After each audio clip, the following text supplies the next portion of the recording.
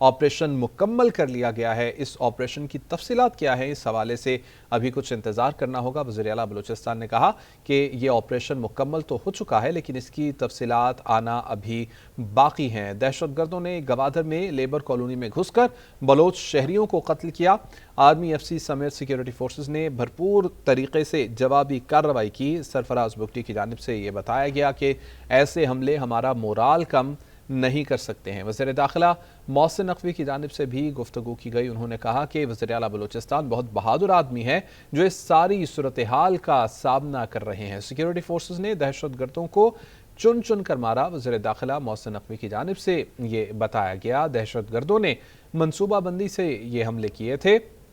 वफाकी वज़ीर दाखिला की जानिब से ये कहा गया कि हम सब मिलकर दहशत गर्दों के खात्मे तक इनसे लड़ेंगे। मोहसिन नकवी की जानिब से ये कहा गया कि दहशत गर्दी के पीछे भारत है।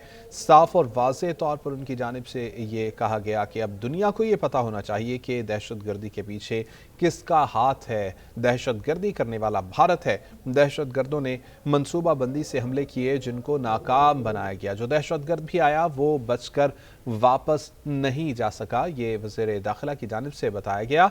और मोहसिन नकवी ने यह भी कहा कि चंद सरफराज बुगटी और होते तो दहशत गर्दी दिनों में ख़त्म हो जाती। इस गुफ्तगू में मज़ीद क्या कहा गया, एक मरतबा फिर से आपको सुनाते हैं।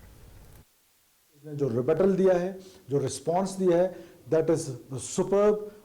मैं तमाम उनको गाजियों को सलाम पेश करता हूँ और उन शहदा को सलाम पेश करता हूँ। अल्लाह ताला इस फितने को इसी गुफ्तगू के ऊपर बात करेंगे। ब्रिगेडियर रिटायर्ड बाबर अलाउद्दीन साहब हमारे साथ मौजूद हैं। बहुत शुक्रिया सर आपके वक्त का। कहिएगा, ऑपरेशन मुकम्मल हो चुका है, इस बात की तस्दीक कर दी गई है वज़ीर आला बलूचिस्तान की जानिब से, और ये बताया गया है कि तकरीबन ऑपरेशन मुकम्मल हुआ है, लेकिन अभी इसकी तफसीलात आना बाकी हैं। क्या कहेंगे इस ऑपरेशन के हवाले से? जी, बड़ा कामयाब ऑपरेशन ज़ाहिर है, पूरा दिन इस पर लग गया और बलूचिस्तान के 12 से 13 डिस्ट्रिक्ट में साइमल्टेनियसली दहशत गर्दों ने हमले किए हैं फौजी तनसीबात पर, उसके बाद इम्पोर्टेंट इंस्टॉलेशन पर, लॉ इन्फोर्समेंट एजेंसीज के ऊपर। और जिस तरीके से हमारी लॉ इन्फोर्समेंट एजेंसीज हैं, चाहे वो फौज है, चाहे FC है, पुलिस है, जिस तरीके से, और सिविल सर्विसेज के जो लोग हैं, एडमिनिस्ट्रेशन के लोग हैं, जिस तरीके से उन्होंने इनका मुकाबला किया है, इनको मारा है, इनको भागने पर मजबूर किया है, इनको नुकसान पहुंचाया, वो इस काबिल तहसीन है। उसकी जितनी भी दाद दी जाए वो कम है। और वज़ीर दाखिला का कोयटा जाना, बलूचिस्तान के वज़ीर आला के साथ प्रेस कॉन्फ्रेंस करना, बेसिकली पैगाम था बहुत क्लियर सिक्योरिटी फोर्सेस के लिए भी कि पूरी कौम उनके साथ है और उनके इस दिलेरी, बहादुरी और जज्बे को सलाम पेश करती है। और दहशत गर्दों के लिए बहुत क्लियर पैगाम कि आप कभी भी अपने मज़मूम ज़ाइम में इंशाल्लाह कामयाब नहीं हो सकते। जो आप मर्जी कर लें, अगर आप और आपके मास्टर्स हिंदुस्तान जो कि बेसिकली इन दहशत गर्दों को सपोर्ट करता है, अगर उनके ज़हन में शक है कि से खुदा न खास्ता पाकिस्तान को नुकसान पहुँचाएंगे, पाकिस्तान की सालमियत को नुकसान पहुँचाएंगे, और ये नाम नहाद अलहदगी पसंदी किसी कामयाबी की तरफ जाएगी, तो ये उनकी भूल है। पाकिस्तान की फौज अल्हम्दुलिल्लाह दुनिया की बेहतरीन फौज है, और ये मुट्ठी पर दहशत गर्द कभी भी अपने इन नापाक अज़ाइम में कामयाब नहीं हो सकता, चाहे जितनी मर्जी इनको यहाँ से सपोर्ट मिलती रहे। ये इस तरह की जब भी हत्या करेंगे, मुंह की खाएंगे। 100 से ज्यादा पिछले 24 से 36 घंटों में ये मारे गए हैं, और ये अभी इंटेलिजेंस बेस्ड ऑपरेशन खत्म नहीं हुए, इंटेलिजेंस बेस्ड जारी है और जारी रहेंगे जब तक आखिरी दहशत गर्द का खात्मा या कला कमा नहीं किया जा सकता। उस कॉन्टेक्स्ट पे ये प्रेस कॉन्फ्रेंस थी, और इससे जो चंद बेसिक इंफॉर्मेशन थी वो मैं शेयर की है। बड़ा जरूरी है ताकि लोगों के ज़हन में जो अभाव है वो खत्म हो सके। मिक्स किस्म की खबरें आती हैं, सिचुएशन अभी नॉर्मल है।